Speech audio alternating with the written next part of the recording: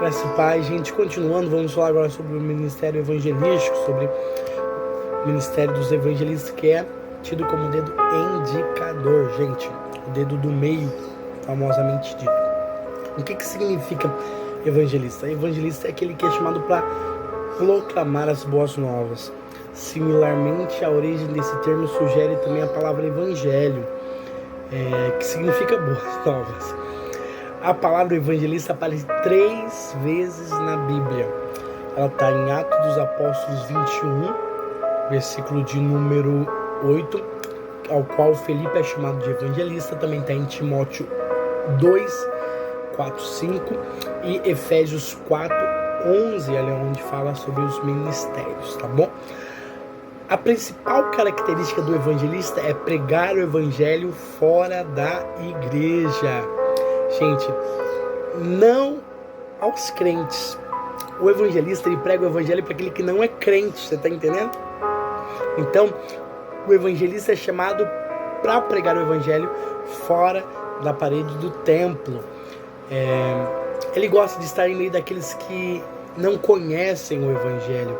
O evangelista é aquele que gosta de ir onde normalmente outros que são chamados por Deus acabam não indo, tá? Ele gosta de estar perto de quem não conhece o evangelho, não conhece a palavra. Aquele que prega em qualquer ambiente, o evangelista ele prega na rua, prega nas praças, ele prega no shopping, ele prega aonde ele passar.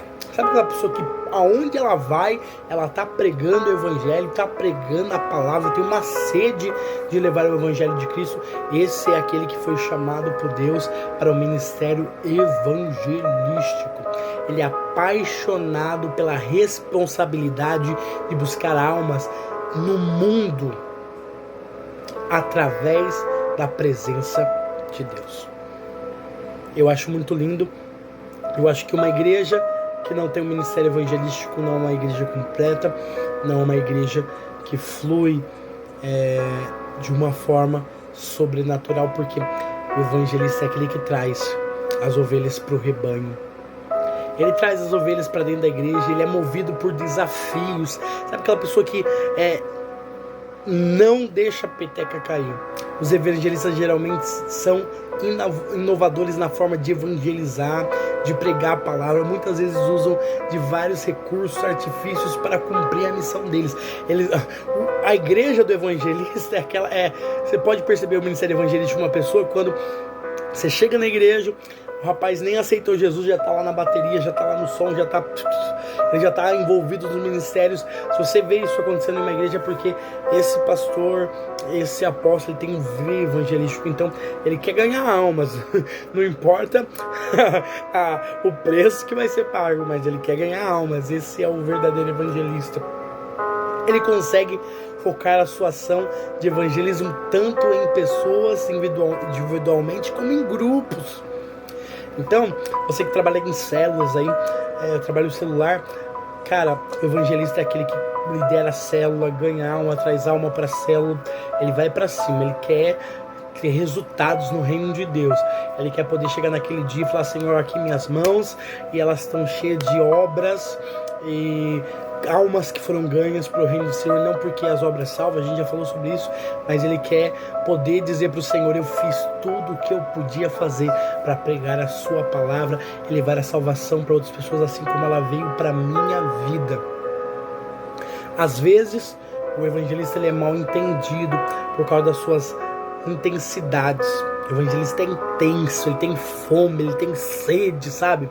Muitas vezes eles precisam de apoio dos mestres, dos pastores, nas suas ações criativas de evangelismo, mas às vezes ele não tem isso, tá? Claro que tudo tem que ser debaixo da palavra, do contexto da palavra. Os evangelistas eles abrem caminho para os apóstolos, depois os pastores e os mestres. Ele vai na frente. O dedo do meio é o evangelista, ele vai na frente, gente. Ele vai na frente, ele abre o caminho, ele ganha almas, depois chega o apóstolo, edifica elas e instrui elas e dá fundamento para elas. Depois o pastor vem com cuidado, os mestres vêm com ensino. É assim a obra de Deus, ela prossegue. Vamos ver algumas características dos evangelistas. Os evangelistas têm fome e sede por almas, são intensos, incendeiam os não crentes. Sabe quando aquela pessoa tem um dom para tocar nos corações e para trazer aqueles que não são cristãos para a igreja, para dentro dessa atmosfera de glória? É o evangelista, ele incendeia aquele que não é crente. O que é crente, o evangelista deixa meio de lado, mas o não crente é tocado muito pelo ministério evangelístico, porque ele foi chamado para incendiar aqueles que não são crentes. E tem facilidade de se infiltrar em ambientes e trazer pessoas para o evangelho. O evangelista está em todo lugar, cara. Ele não tem dificuldade nenhuma de estar em um lugar. Esse é o evangelista. Estamos tratando de uma construção, como a gente falou lá em cima, que os apóstolos, eles dizem onde as pedras vão estar. O profeta, ele vem e traz ali o controle de qualidade. Mas o evangelista é aquele que recolhe as pedras que ainda não fazem parte da obra. Viu? Esse é o evangelista. Oh, glória. Amém, gente? Esse é o ministério evangelístico. Que Deus te use para ganhar muitas almas. Você que tem um dom, ministério evangelístico. Gente, os pastores são representados pelo dedo anelar. Esse dedinho aqui. A nomeação do ministério pastoral teve a maior fase entre todos os ensinos de Jesus. Ele se assemelha ao cuidado com as pessoas, similar ao cuidado de um rebanho. Então Jesus falou muito sobre o ministério pastoral e ele também disse que ele era o bom pastor. O pastor, ele se empenha em domesticar, alimentar e proteger as ovelhas. Gente, ovelha precisa de pastor. Tem umas ovelhas meio rebeldes por aí, elas precisam ser domesticadas, elas precisam ser ensinadas, elas precisam ser cuidadas, elas precisam ser protegidas, alimentadas. E o pastor tem a missão de fazer isso. Geralmente, a pessoa que tem um chamado pastoral, ele tem um prazer de conviver com as mesmas pessoas. O pastor não é aquele que não gosta de muita coisa nova, de território novo. O pastor, ele gosta de estar com aquelas pessoas, ele gosta de estar naquele ambiente, ele gosta de estar perto, cuidando. Ele não é aquele que sai, se aventurar, não ganhar almas, ou fazer missões apostólicas. Não, ele é aquele que fica e cuida, zela daquelas pessoas que foram confiadas. O pastor geralmente não gosta de mudar de igreja. São conhecidos pela sua paciência e por gostar de pessoas. Tu é pastor, tu tem que amar pessoas. Tô vendo uns pastores meio revoltados por aí. Pessoas que não estão dentro do seu ministério profético, estão machucando outras pessoas. Eles se interessam por cada pessoa. O pastor é aquele que gosta de cada indivíduo da igreja, desde o Joãozinho até a Mariazinha. É coisa de pastor. Ele ama, cuidado, é coisa que o pastor ama fazer. Glória. O seu trabalho é conservar e cuidar daqueles que estão dentro da casa de Deus. É aquele que fortifica a igreja através do cuidado, do amor e do alimento diário. Eu quero que você entenda que nós precisamos ficar sempre atentos que uma igreja que é extremamente acarinhada pode acabar se tornando frágil e dependente. Então você que é pastor tem que tomar cuidado, porque a gente ama, a gente cuida, mas a gente não pode mimar as nossas ovelhas. Por fluir dos 5 ministérios bíblicos, portanto, o pastor é aquele que enxuga as lágrimas. O profeta, gente, ele faz você chorar, mas o pastor vem e enxuga as lágrimas.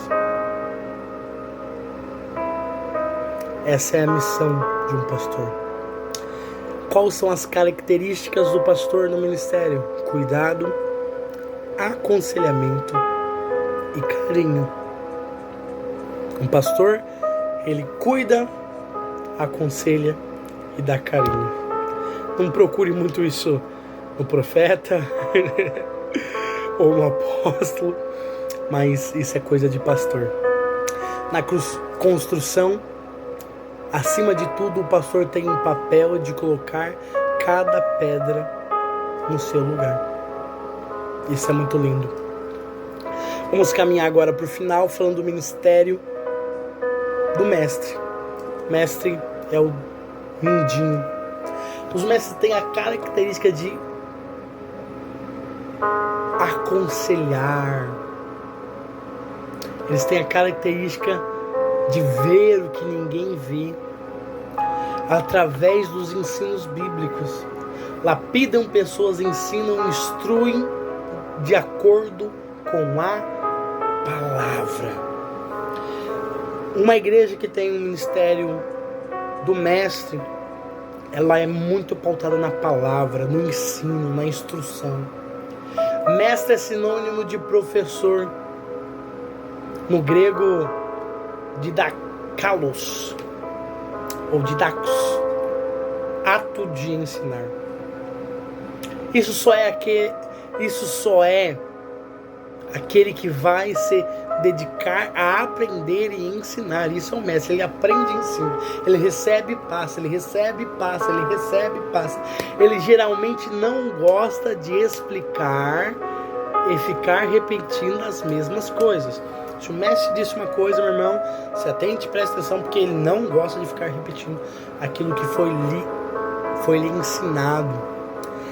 Os mestres instalam crenças que fortalecem a igreja. Promovem nos cidadãos do reino a maturidade da palavra e geram um ambiente de ensino e treinamento. Também fazem ligações, conexões, ideias e doutrinas de uma forma impressionante. Por isso mesmo que ele possa pregar a palavra com a congregação. Na sua pregação, ele é muito mais voltado ao ensino meticuloso do que uma pregação mais emotiva, emocional. Ele, sabe, aquele pastor dos mínimos detalhes é o mestre. Os mestres são movidos por perguntas, são detalhistas, meticulosos. Características em potencial de um mestre: estudam profundamente a palavra. Mestre gosta de estar envolvido com a palavra. Se preocupam com a veracidade do que ensinam. Eles têm a habilidade de ensinar. Mestres falam com autoridade.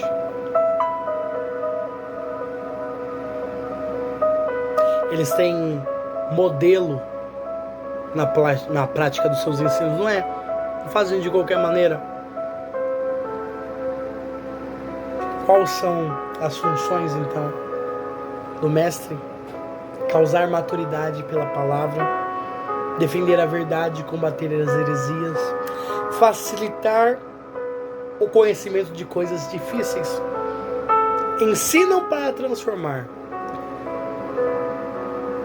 causam ambiente de discipulado.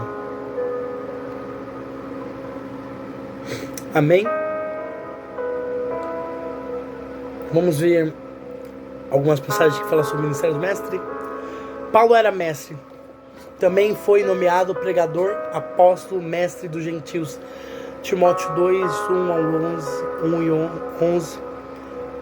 Manaé, ora, havia na igreja que estava em Antioquia alguns profetas e mestres: Barnabé, Simão, chamado Nid, Lúcio, Cinere, Manaé, que haviam sido criados por Herodes, o Tacarca e Saulo. Atos dos Apóstolos 13, 1. Tiago 13, 55. Probabilidades de ser irmão de Jesus era muito forte. A probabilidade dele ser irmão de Jesus. O Tiago, que está lá em Mateus 13, 55. Meus irmãos, muitos são que se dizem mestres, mas sabemos que recebemos a maior condenação, porque nós é quem ensinamos a igreja. E assim tem vários versículos bíblicos que nos falam sobre o ministério do ensino. Um ponto de atenção: uma igreja que é liderada apenas por mestres tem uma intensidade muito grande na letra. Geralmente acaba deixando sufocar o fluir do Espírito em alguns momentos. Então, por isso que nós temos que ter realmente os 5 ministérios funcionando de uma maneira linda e conjunta numa igreja, para que a construção venha a dar certo. Em relação a essa construção, os mestres lapidam as pedras da construção. Os 5 ministérios estão na nossa mão: polegar apóstolo, indicador profeta, médio evangelista, dedo anelar pastor e o último, dedo mindinho mestre, aquele que tira a cera dos ouvidos, ouve Deus e fala à igreja. Os 5 ministérios são cobertos pelo ministério apostólico, que quando você fecha a mão, só o dedão consegue alcançar todos os outros. Então um apóstolo, ele flui nos 5, porque ele é o líder da igreja. Eu quero que você entenda que a restauração apostólica, ela tem acontecido de uns anos para cá, e a intenção dela é com que a igreja venha estar pronta para a volta de Cristo. Quero orar por você. Espírito Santo, diz aqui os seus filhos que ouviram esse estudo sobre os 5 ministérios, que o Senhor possa encaixá-los e que eles possam ser colocados no lugar certo dentro daquilo que o Senhor chamou. São ministérios e ministérios para a igreja. Então que o Senhor possa, em nome do Senhor Jesus, manifestar de uma forma sobrenatural o seu poder sobre eles. Eu declaro que o Senhor está levantando novos apóstolos, profetas, evangelistas, pastores e mestres. E aqueles que me ouvem hoje que não estavam inseridos em um desses ministérios possam ser direcionados pelo Senhor, aonde o Senhor quer que eles frutificam e sejam um instrumento da sua glória. Em nome do Senhor Jesus Cristo, dá força também para os apóstolos, ao qual tem incumbência de coordenar e dar direção para a sua igreja. Em nome do Senhor Jesus Cristo, eu abençoo os teus filhos e declaro sobre eles o seu poder. Meu Pai, da unção que o Senhor tem me dado, eu peço que o Senhor compartilhe com eles, para que eles possam frutificar em nome de Jesus Cristo. Amém. Amém? Deus abençoe e te espero na próxima aula.